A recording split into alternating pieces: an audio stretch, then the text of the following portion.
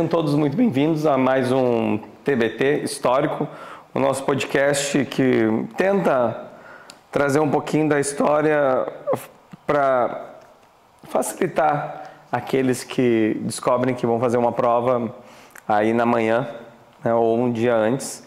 E vamos pegar um pouquinho sobre essa história do Brasil, esse Brasil que deixa de ser colônia, essa colônia que por mais que tenha o senso comum de que não deu certo, pelo contrário, ela deu e muito certo, como fator colônia, né, essa parte de exploração via Portugal.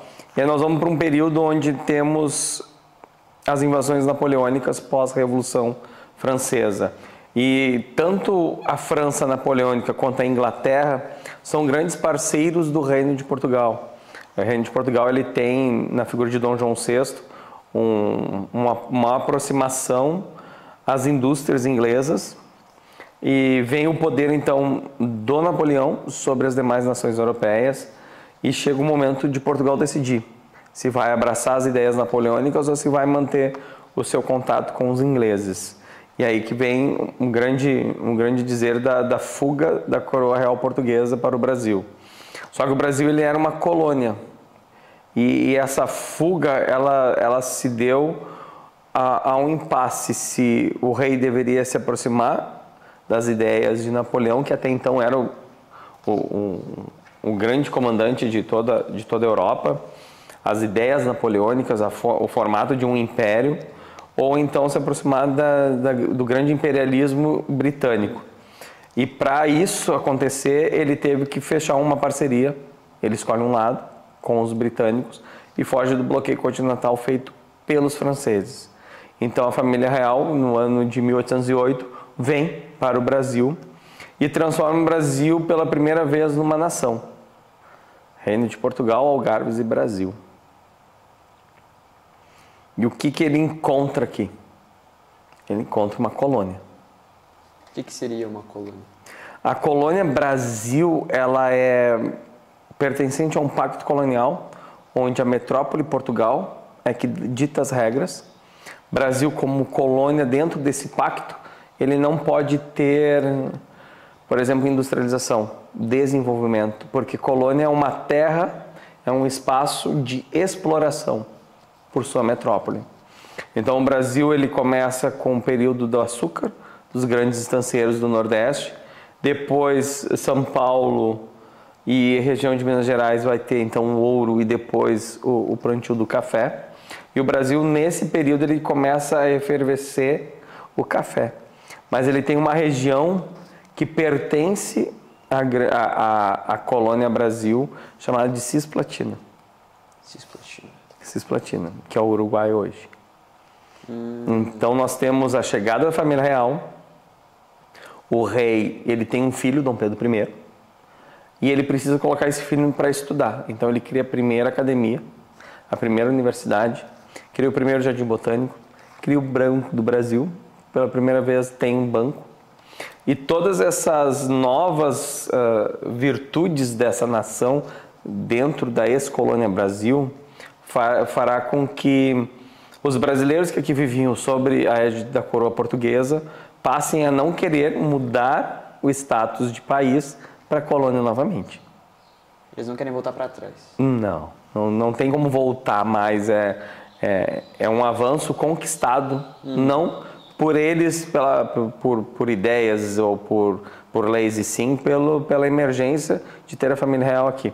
E é tão forte que essa chegada da família real, a nobreza portuguesa que vem para cá, passa por um período de infestação de piolhos dentro das embarcações.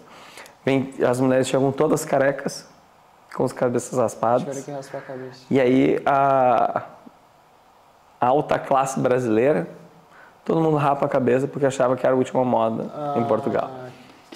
Para ficar na tendência artística da Europa, né? Porque tudo que era belo e melhor vinha da Europa. Tanto que essa nobreza brasileira meio que fica com o pé atrás, porque eles tiveram que ceder as suas casas para o rei, e junto eles trouxeram inovações. Por exemplo, banheiro, não existia banheiro. E aí, como o rei veio, agora numa grande casa, num grande palácio, teremos banheiros. E essa coroa portuguesa, ela vem, Napoleão perde a guerra, com as batalhas lá contra a Rússia e o bloco de união dos países. Napoleão perde a guerra e o Dom João é forçado a voltar. Só que, além de voltar, havia dentro da nobreza que ficou em Portugal o desejo de manter o Brasil de novo ou transformar o Brasil novamente numa colônia. Então existiam os brasileiros que queriam ser independentes e existiam os portugueses que queriam manter o Brasil como colônia. Dom João vai e deixa o seu filho, Dom Pedro I, e é Dom Pedro I que negocia os últimos ditames da independência brasileira. Tivemos guerra, mas nada comparado, por exemplo, à guerra de independência norte-americana ou de outras nações.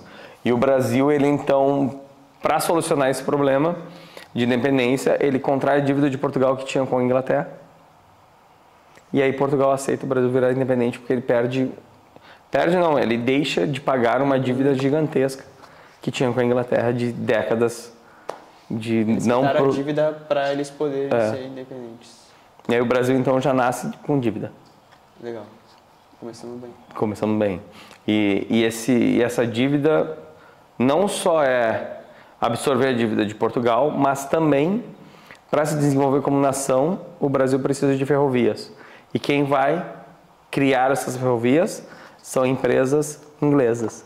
Está lá dentro do processo de independência. Tudo bem, vocês querem independência? Nós vamos negociar junto a Portugal, mas as estradas, quem vai construir somos nós, via empresa inglesa, no caso.